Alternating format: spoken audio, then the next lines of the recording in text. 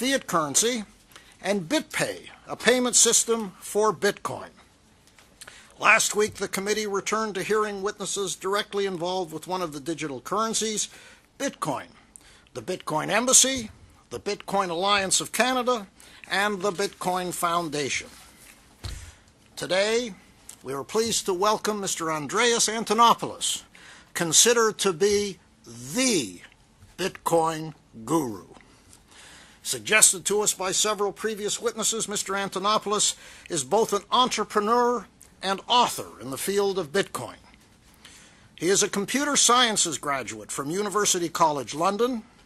His expertise includes Bitcoin, cryptocurrencies, information security, cryptography, cloud computing, data centers, Linux, open source, and robotic software development. He has had over 200 articles published in print and is syndicated worldwide. In addition, he is a certified information system security professional for over 12 years and is a permanent host on Let's Talk Bitcoin, a webcast devoted to Bitcoin.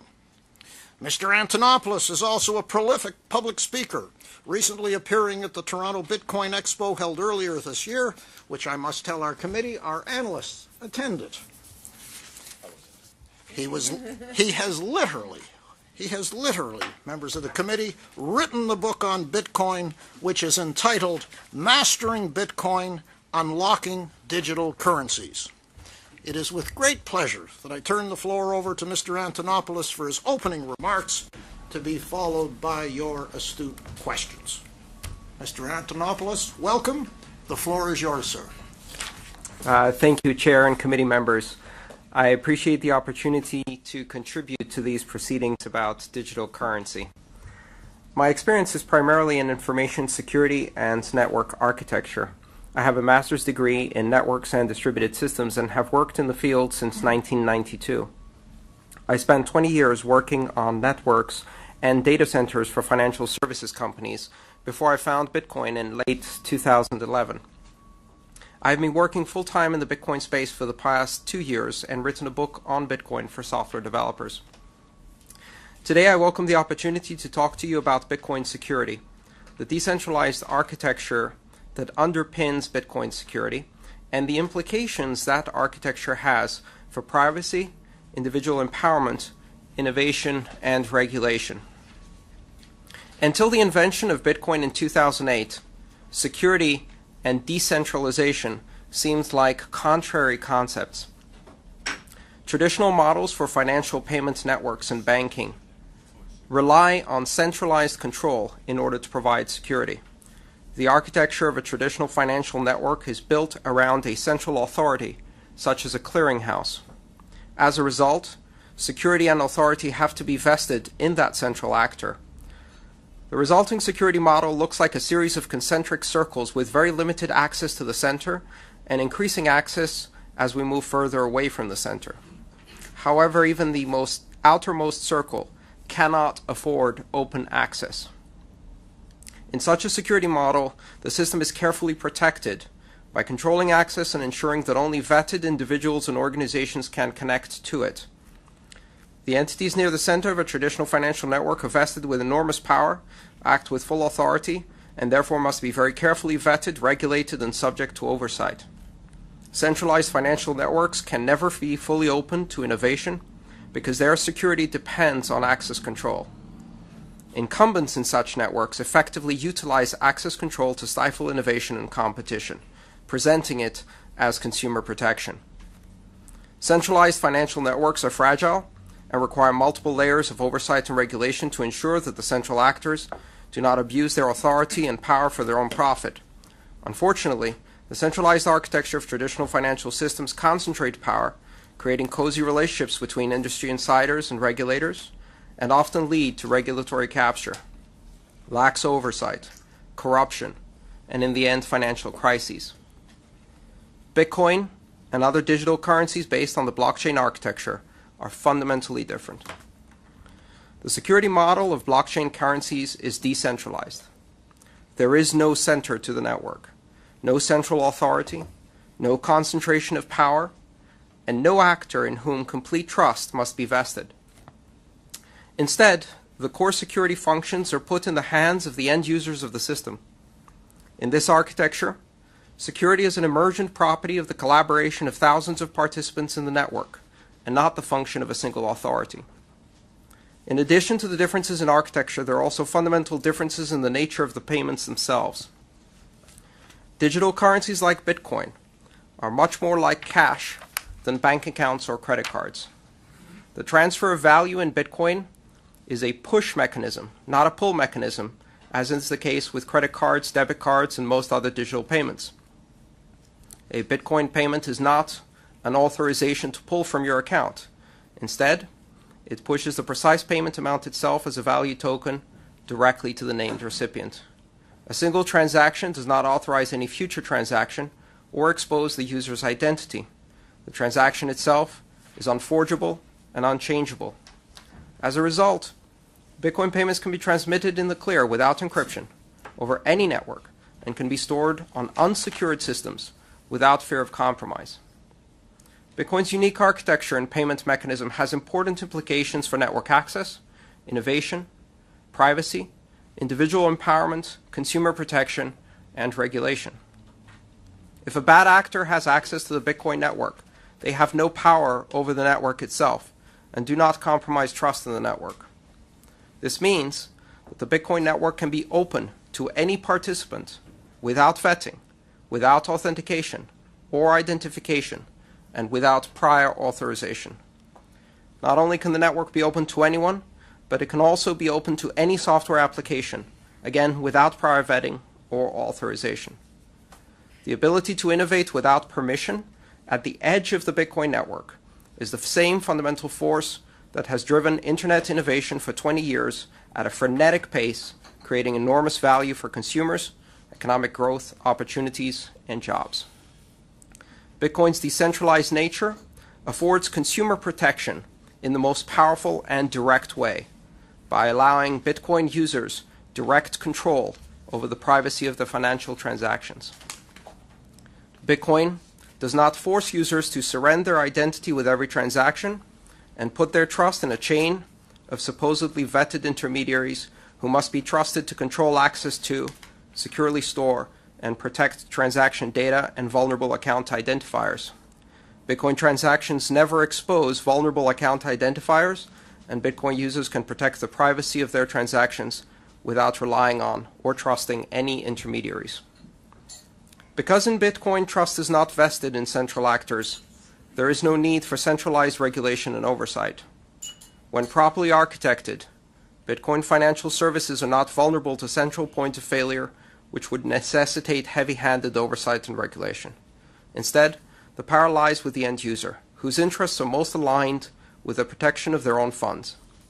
While individual Bitcoin wallets can be targeted and compromised, if not properly secured, the Bitcoin network does not suffer from centralized systemic risks.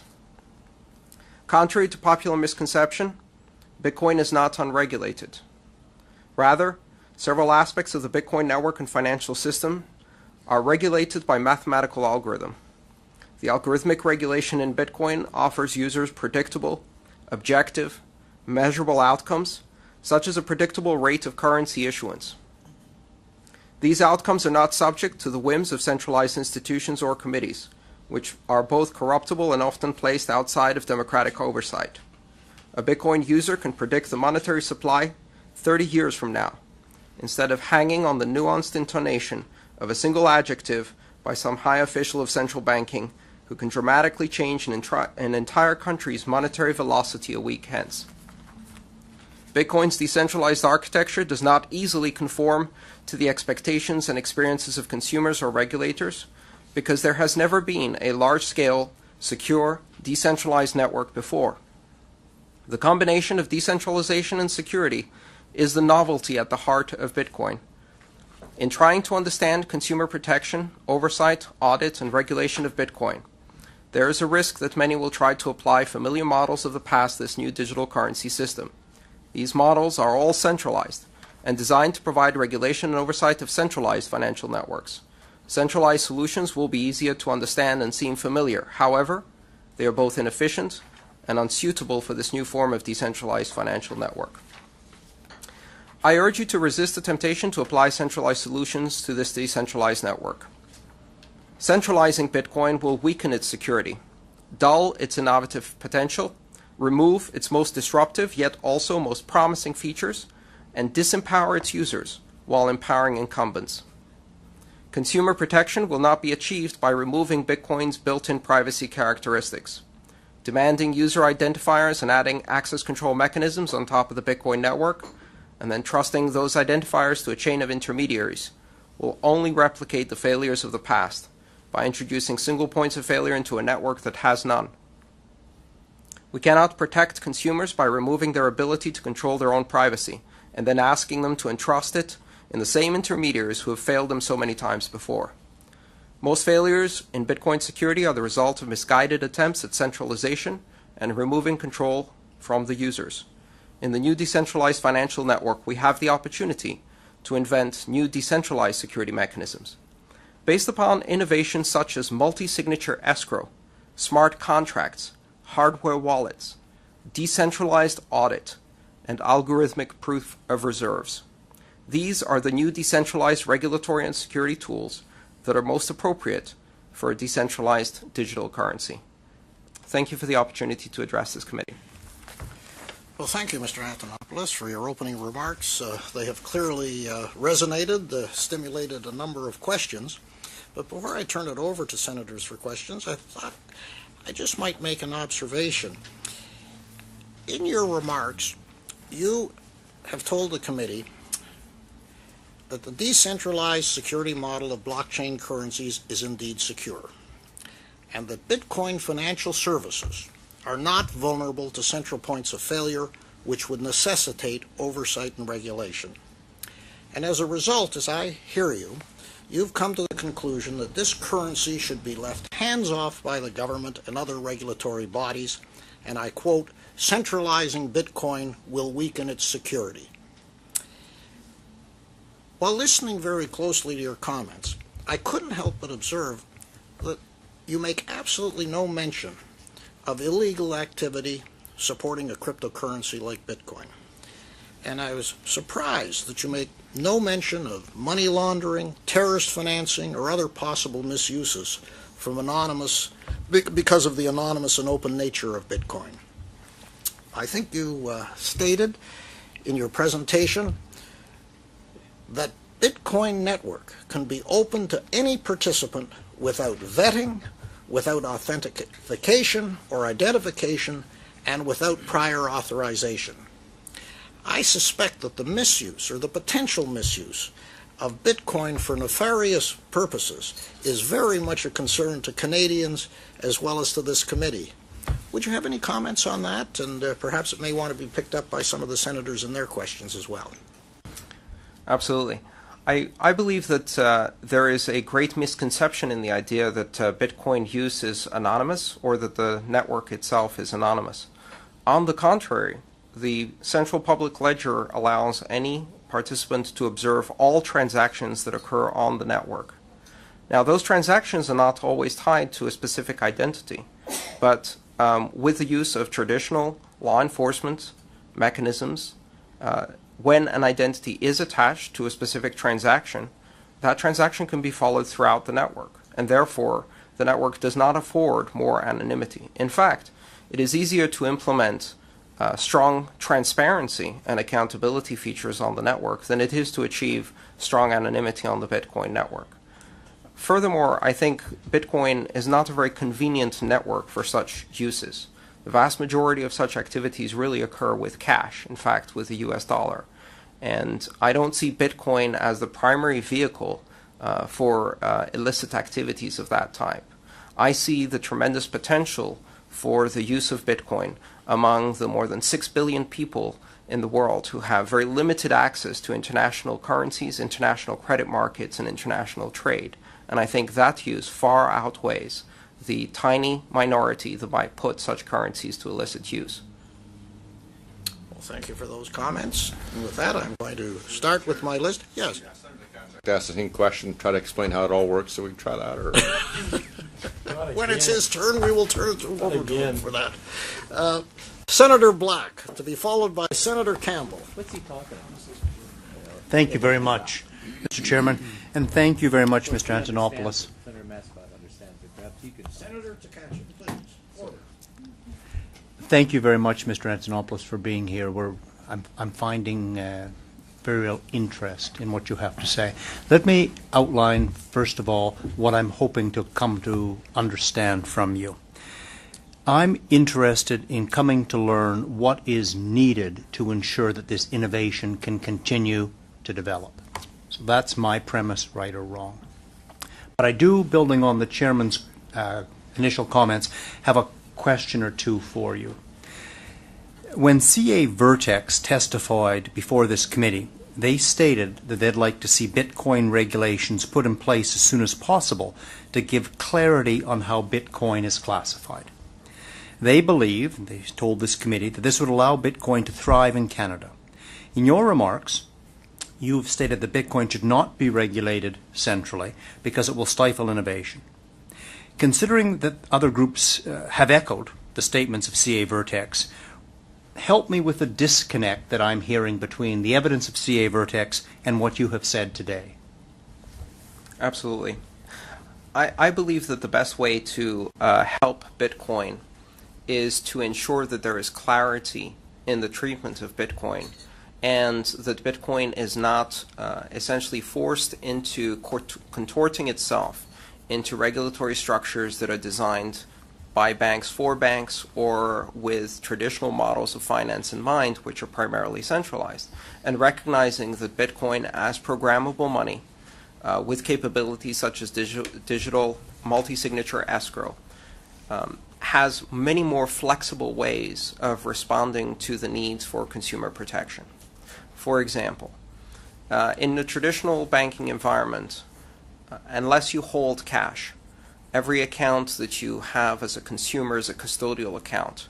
That means that the account funds are held in trust by a bank, and what you have in return is essentially a promise note that that money will still be there tomorrow morning. The bank controls the funds entirely. Bitcoin allows a much more varied range of control between a consumer and a financial services institution that they may use, from completely decentralized control where the consumer or end user is the only one with full control over the money, to complete custodial accounts where a financial services institution has full access to the keys and the consumer has none.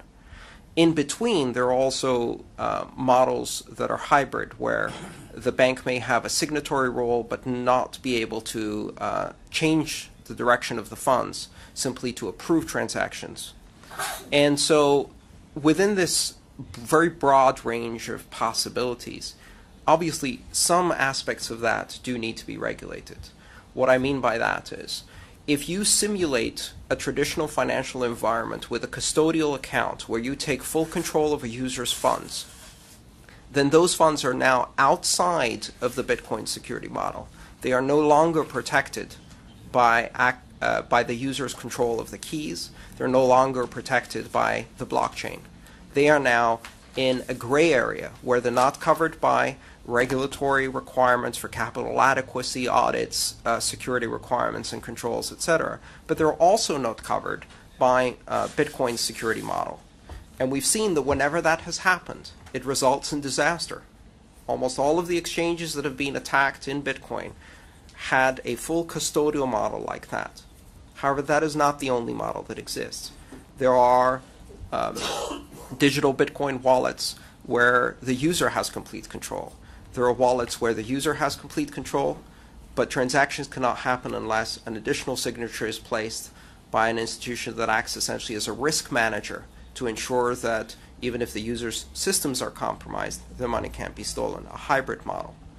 If you lump all of those together under a single unifying regulation, assuming it's all just like a bank, then you miss out on the opportunities to create better solutions with this new programmable money.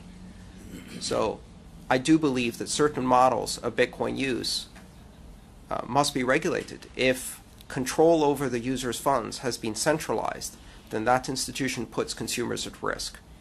But to lump a decentralized model where a user still has full control over their funds and an institution can't steal their money under that same regulation is not only misguided, but doesn't leave any room for that technology to develop further. May I ask one further question? Thank you very much for that. So what would you suggest to this committee in terms of regulation, if any? I believe we're still at the very early stages of this technology. Not only is Bitcoin new, but Bitcoin is already evolving. For example, the capability to do multi-signature transactions where there can be up to 20 different signatories on a single transaction, and a transaction can be controlled by any mixture of signatures. That technology was introduced in 2012, 4 years after the introduction of Bitcoin, and came into full fruition or full availability in 2013. So already Bitcoin is developing new and exciting programmable capabilities for user security. I think this technology needs time to breathe. It needs time to show the full potential of what is possible with decentralized programmable money.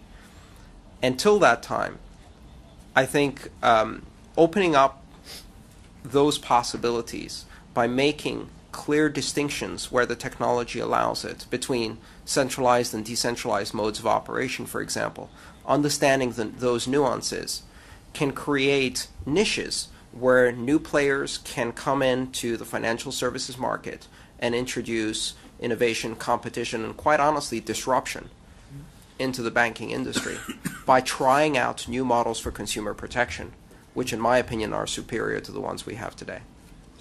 So your answer is what in terms of what this committee should do, if anything? Wait until the technology is better understood by all of us, and understand that there are nuances in this technology that require very careful treatment, because a blanket treatment as if this is just a currency, which it is not, it is a network for money, a treatment as if there is only one application, the Bitcoin currency, which it is not, there are many applications based on this model, would stifle this technology in its early days. Thank you very much. Thank you, Mr. Chairman. Thank you, Senator Black. Senator Campbell, to be followed by Senator Green. Thank you, Chair, and thank you so much for coming today. I remember when I got an IBM Selectronic that had the X backspace, so I could correct letters, and I thought, nothing's ever going to be cooler than this. It's impossible. And that's my, I'm 67, that's my generation. Would it be fair to say to you, and you say it needs some breathing space, I'm asking you, would it be fair to say that the younger generation gets this more so than my generation? With any new technology, I think that's the case. And do you think it fair to say, for instance, I would doubt very much that I will get into Bitcoins. I don't really understand it even still, and we're on our 11th meeting. We're lucky Paul does. But Paul, yes, Senator Massicott does.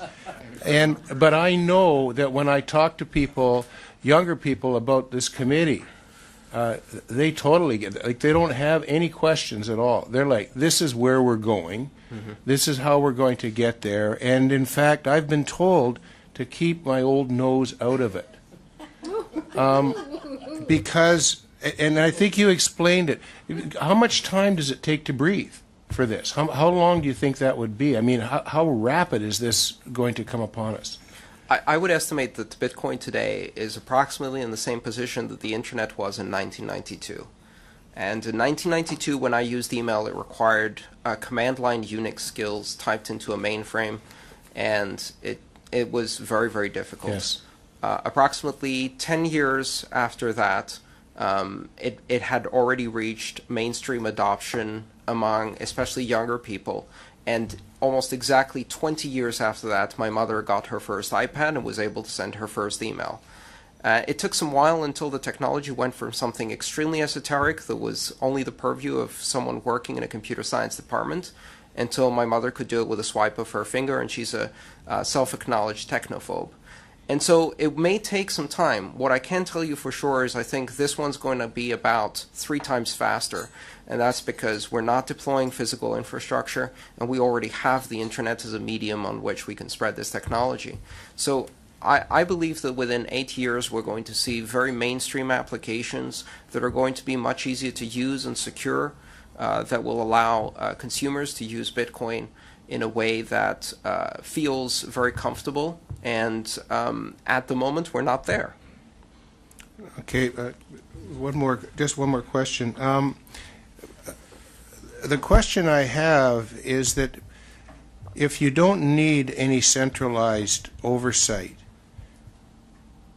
who provides? You say, well, the front end user and the end user control the whole thing.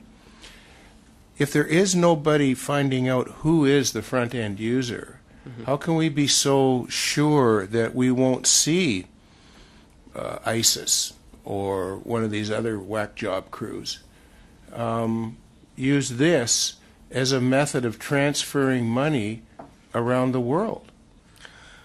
I firmly believe that the possibility for positive use of this technology so far outweighs the very small possibility for negative use of this technology. The truth is that ISIS is probably using pallets of money that they stole from allies during their reign of terror, and not Bitcoin. I think it's really a matter of understanding that to limit a technology that has the possibility of bringing economic inclusion to billions of people who do not have it today, in the same way that cell phone technology allowed entire nations to leapfrog the landline and land in a technology realm and achieve communications that would be unthinkable. Bitcoin can do the same for banking and finance. And it can empower billions of people around the world in areas such as remittances, international finance, international credit, accessing liquidity, accessing loans, and things like that. And as with any technology, this technology will reflect society. And there will be a tiny minority who will try to use it for evil. But I have full faith that the law enforcement capabilities, properly exercised, can follow funds on Bitcoin just as they can in the normal financial networks, probably more so than they can in traditional financial networks. Furthermore, I think Bitcoin is the most open and transparent of cryptocurrencies. There are already 500 others, and I believe that if Bitcoin is not given the opportunity to work in a way that empowers people, eventually criminals will move to far more stealthy and far less open currencies and use those instead. Okay, thank you very much for coming today. I very much appreciate it. Thank you, Chair. Thank you, Senator Campbell. Senator Green, to be followed by Senator Massicott. Thank you very much for coming. This is, without question, the most interesting topic we've looked at since I've been a member of the committee, and I'm just amazed by it. One of the things I was thinking about last night as I was reading your paper, the idea that occurred to me was that, and I want you to comment on it, is that Bitcoin and related currencies is not hackable because there is a nothing to hack. Is that a true statement? And I wonder if it is, if you could explain that in very simple terms, because I imagine there are a lot of people watching this. Individual Bitcoin wallets, my wallet, can be hacked. And in fact, we see examples of that. The system as a whole cannot be hacked. And the reason I say that with confidence is because over the last 5 years, and especially recently in the last year and a half, with value transferred over that network exceeding $5 billion US, there has been no shortage of people trying to hack Bitcoin. In fact, if anything, what we've seen is that Bitcoin has changed the very dynamics of cybercrime and hacking. It has escalated the attacks. It has created a target for hackers that is extremely fluid, that resides on people's computers, and they have tried to take advantage of that. I know that Bitcoin can't be hacked simply because many people have been trying non-stop for the past 5 years and can't hack it. So there's a very big difference between the system as a whole, which is a dynamic system that responds to hacking attacks, and individual wallets. And I think you see a very similar development timeline as with the internet. I remember a time when groups of hackers could take down Yahoo for a day, and Microsoft and Google, and they don't do that anymore. No. And that's not because they stopped trying. It's because a dynamic system that is constantly exposed to threatening stimuli will develop resistance and will become more and more resistant to these types of attacks. A concept often called anti-fragile. It becomes dynamically stable and resistant to attack. And Bitcoin is not static. It continuously evolves, and it continuously deals with attacks better and better over time. Thanks very much. It's very interesting. You mentioned in the answer to the previous questioner that there are roughly 500 other cryptocurrencies. Mm-hmm. What is the size of Bitcoin in relation to those? Are they major competitors, or are they copycats? I would say for the most part they're copycats. My personal opinion is that the allocation of cryptocurrencies in terms of market size, adoption, users, etc., follows a long tail or power law curve, where the vast majority is concentrated in a few top, maybe a handful of currencies, and then you have potentially a tail that stretches out to encompass thousands of smaller currencies. And the dynamic of being able to create currencies at whim creates an environment where there will be literally thousands, possibly tens of thousands of currencies in the future.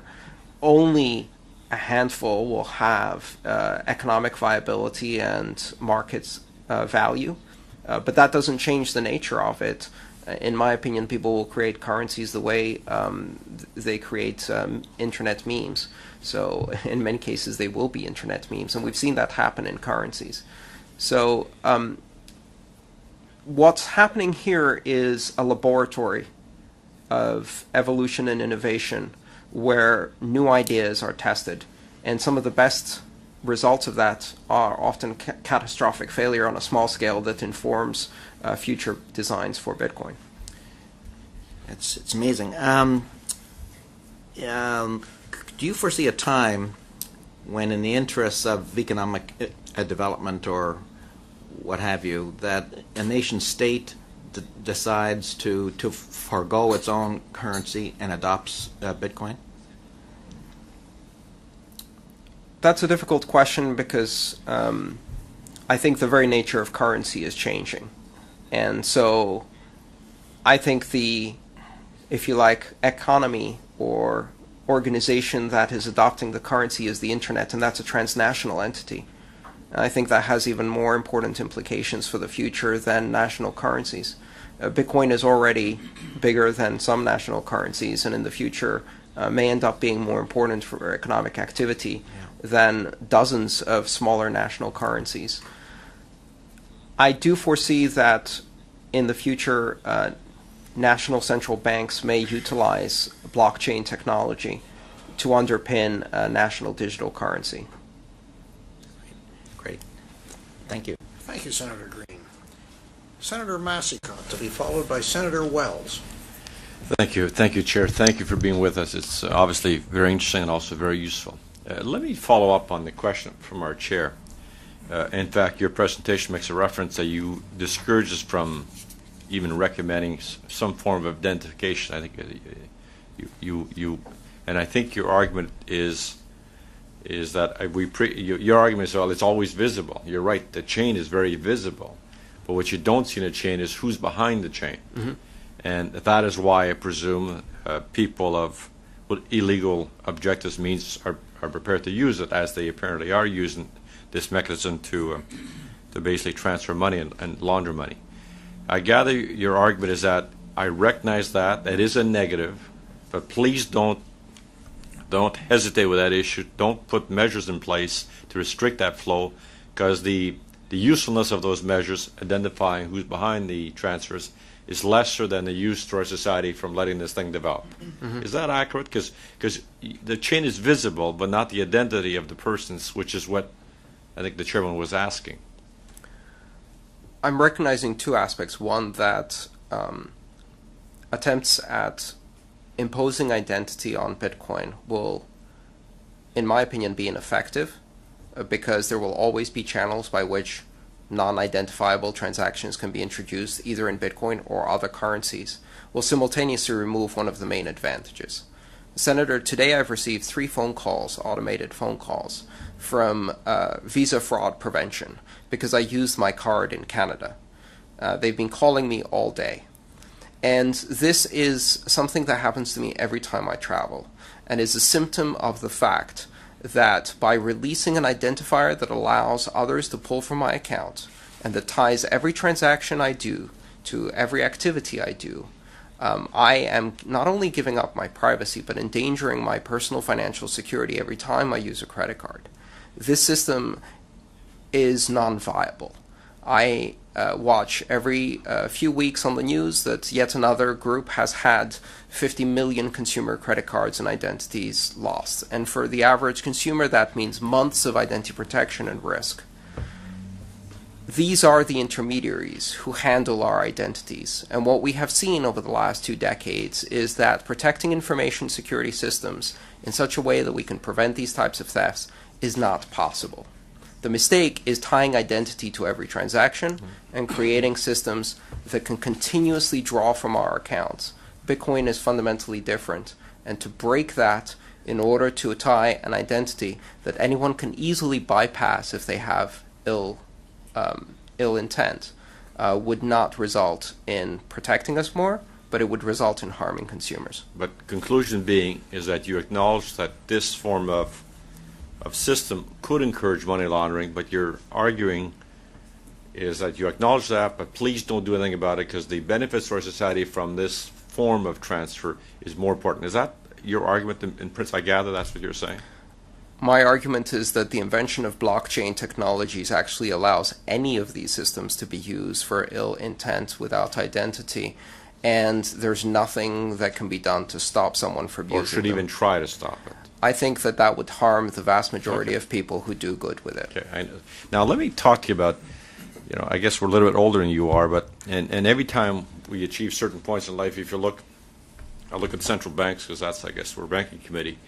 They come across with new theories every 20, 30 years about either money supply or money growth or control inflation. That's all. They're control currency. And we always learn 30, 40 years later, well, sorry, we got it wrong. And things like shit happens, in other words. So having said that, when I look at your algorithm and you sort of say, we're going to predict the necessary growth of this currency, it's a form of transfer, and we got it right. But I highly suspect 20, 30 years from now, I said, well, you didn't get it right. Now, clue me in. What's the 1 or 2 things you got wrong when you say that, when you project the future? Where's the 2 things of weakness you say, I could have got it wrong, and here's where I may have gotten wrong? I think what's useful to understand is that Bitcoin's monetary policy is just one recipe that is possible, and what Bitcoin and other currencies like that allow us is to implement monetary recipes at will and then fix them in place for each one of these currencies. And if Bitcoin's monetary recipe is wrong, people will move to another currency that has the same characteristics of decentralized organization but with a different monetary recipe. It is simply one of the possible choices. I don't know if it is right or wrong, but I do know what it's going to be in 30 years exactly for Bitcoin. I can tell you to the millionth decimal point exactly how many currency units will exist in 140 years from now in Bitcoin. And so what it provides, whether you like that recipe or not, whether you agree with it or not, it provides certainty, it provides predictability, and it allows people to adjust their expectations for that. Whether that's the right monetary policy or not, well, with this new model, you can build your own currency which has a different monetary policy, and if it's better, it gets to win. It's an open competition. The supply is defined, given the algorithm formula. But people like our chairman have bought this unit, so maybe the supply is limited, but will it be equal to the demand growth? Who knows? And therefore, Nobody knows. That price of that currency may fluctuate immensely if you got that wrong, because obviously the purpose of the algorithm is to project as reasonable as they can that future growth. But it may not be. So maybe the supply is defined, but not the price. And therefore, if you get high fluctuation of value, it's going to discourage its use. Absolutely. And I think at the moment volatility is a reflection of very low liquidity in Bitcoin. But Bitcoin has a very specific recipe, and that recipe is to simulate the supply curve of a precious metal like gold. And that is a very specific monetary theory.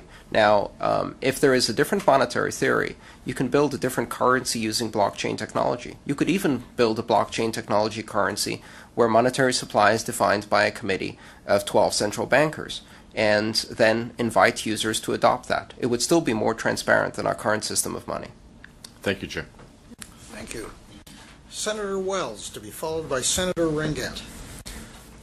Thank you very much, Chair, and I'm pleased to be here today, filling in for someone. And we ran into each other earlier today, and you said it was going to be an exciting committee meeting, and it is. Mr. Antonopoulos, thanks for coming, and thanks for your answers so far. Who are Bitcoin's biggest detractors, and why are they enemies of Bitcoin?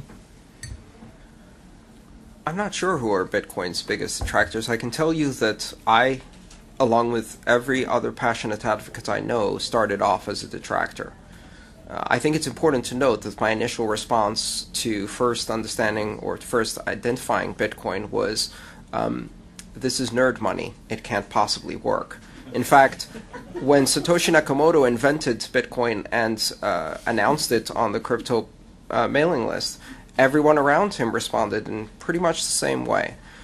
The circle of advocates, which is now numbering in the millions, consists entirely of people who started out as very strong skeptics. The difference is, the first time I saw it, that was my reaction. The second time I read the paper and understood that this was not a currency, it was a decentralized network model for financial security and trust, which allows currency, but also allows many other things. And that literally blew my mind. And then I understood this was much bigger. So we all started out as skeptics. I don't know if all the skeptics become advocates over time, but I do see that most people who look at Bitcoin carefully very quickly understand that there's a lot more than meets the eye to this. So what would be Bitcoin's biggest threat to growth? Would it be having people overcome fear of their unknowns? Would it be the security aspect, the level of technology available, or the individual nodes that might not have the security that the whole system has?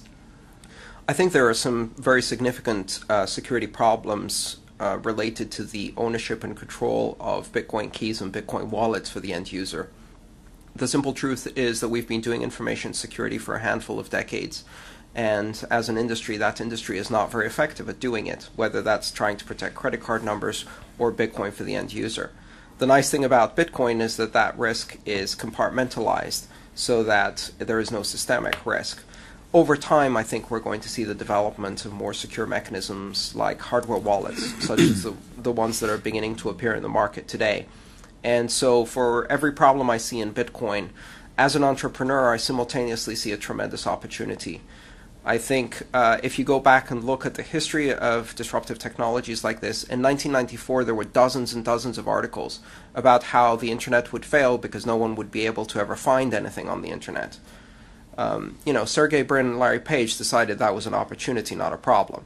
I think with Bitcoin, each one of these problems also is possibly a very innovative new financial industry that can offer solutions. Okay, thank you. I have one more question, Chair, if I may. So of the millions of users of Bitcoin currently. Who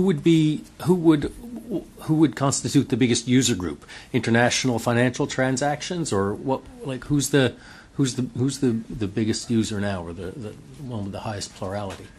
Well, honestly, I think there are a few statistical surveys that provide some insight into that. I'm not sure about the exact numbers. I think the most common use for Bitcoin is charitable giving, donations, and tipping. And I would say probably the demographic at the moment is very similar to the early internet, which is a very narrow demographic of technology professionals. There's a lot of nerds in this space. I can say that for sure. But it just follows the same path as any other technology. It's becoming more and more broadly appealing to a broader demographic over time. For me, the most interesting thing is not what Bitcoin can do for Western developed countries, because we have fairly sophisticated banking systems. I am fascinated by the idea of being able to deploy Bitcoin on a Nokia feature phone in Kenya, in Lagos, Nigeria, and bringing online to a global economy people who have never had access to financial services with international credit, and who could now be connected to everyone else in the world on an equal footing. That is very exciting to me, and I think that's where the greatest need lies that Bitcoin can fulfill. Okay, thank you. Thank you, Chair. Thank you, Senator Wells. Senator Ringett, to be followed by Senator Meredith. Thank you, Chair. Most impressive. And I guess when you started out by saying that you'd spent 20 years working on networks and data centers for financial services company, all of a sudden I say, they must be in dire need to hire you back. So He's not for sale. no, but with all the knowledge that you have gathered about cryptocurrency, what would be your guesstimate to develop and create a similar cryptocurrency? I'm not sure I understand the question. Well, there's, as you said, there's like 500 different currency on the networks. What would be the cost to develop and create a similar cryptocurrency as Bitcoin? Well, every day somebody decides that Bitcoin isn't the correct answer, and they have a better one, and they go ahead and choose to try and build a better cryptocurrency. The thing that blockchain technology has done is it's taken the very natural inclination of people to create currency as a form of language, as a form of expression of value, which exists in every society, whether it's from prehistoric times with beads and feathers to modern times with company money, company scrip, and all the forms of currency that existed before federal, nationalized, monopoly money. That possibility of not only creating a currency, but that currency being instantly, from its creation, global, secure, fast, predictable, and transparent. That capability means that now a 10-year-old can create a currency, and that currency can be as secure as the currency created by a monarch, a few centuries ago. So just like the internet brought desktop publishing and communications into the hands of individuals and enabled a capability that previously was the purview only of those who had football field-sized printing presses, the blockchain technology has democratized access to currency creation. And as a result, anyone with the impulse to create currency for reasons serious to reasons that are completely trivial can now do so. And that currency is instantaneously global, secure, and unforgeable. And without cost. And without cost. In fact, you can go onto a website and create the Ringett coin today for a fifth of a tenth of a Bitcoin, and for a very small amount in any case. And very soon that will be free. And I do anticipate that you will see coins created by children, by performers, by entertainers, by football teams, and most of these will only have entertainment effect or entertainment value, but some of them will surprise us and cross into the realm of economic value. So it changes the fundamental relationship between individuals and the use of currency as a form of expression. Second question, and I have okay. You said while individual Bitcoin wallets can be targeted and compromised, if not properly secure, how can one properly secure its Bitcoin wallet? With great difficulty right now and great technical skill, which is one of the issues that needs to be addressed over the next many years in order to make Bitcoin more accessible to mainstream users. Right now, it's difficult to do so because our computer systems are not designed to secure money that has taken pure digital form and resides on, say, your iPhone or your desktop computer. For experts and specialists, there are new devices that come out, for example, wallets that are completely embedded in hardware, small devices that you plug into your computer where all of the Bitcoin keys are held only on that device. I actually print out my Bitcoin keys on paper, and I put them in a fireproof safe, and I store a second copy in a bank safe deposit box, which is ironic because I'm securing my Bitcoin by putting it in the vault of a bank.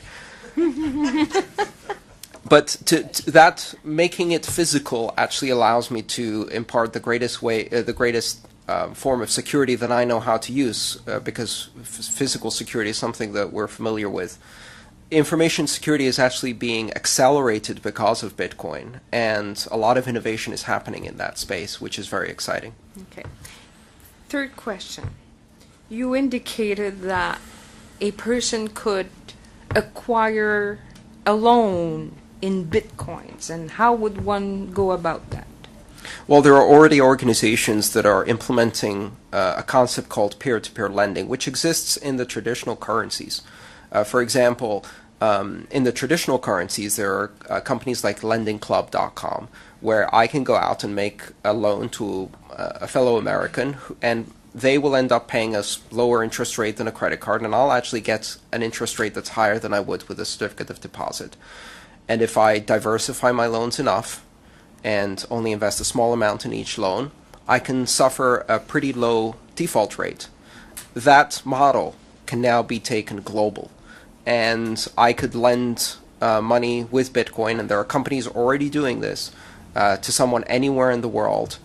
And in fact, in that case, I would invest perhaps in 2,000-3,000 different loans, so that default on one loan wouldn't affect my entire amount, and diversify my risk that way. This has tremendous implications for worldwide credit, because it not only allows people in the developing world to source credit, but it also allows people in the developed world to invest their money directly. Yes. With the borrowers, without intermediaries, at much lower cost. Well, and it's already happening. Yeah, but you have an intermediary. You have this organization that kinds of directs what you're prepared to loan, and the people that are wanting to acquire a loan. So you have this. Today we do. Yes, indeed. But with Bitcoin, this is one of the tremendous things that's happening, is that many of the traditional financial services can now be redesigned and re-envisioned in a completely decentralized fashion without intermediaries. This concept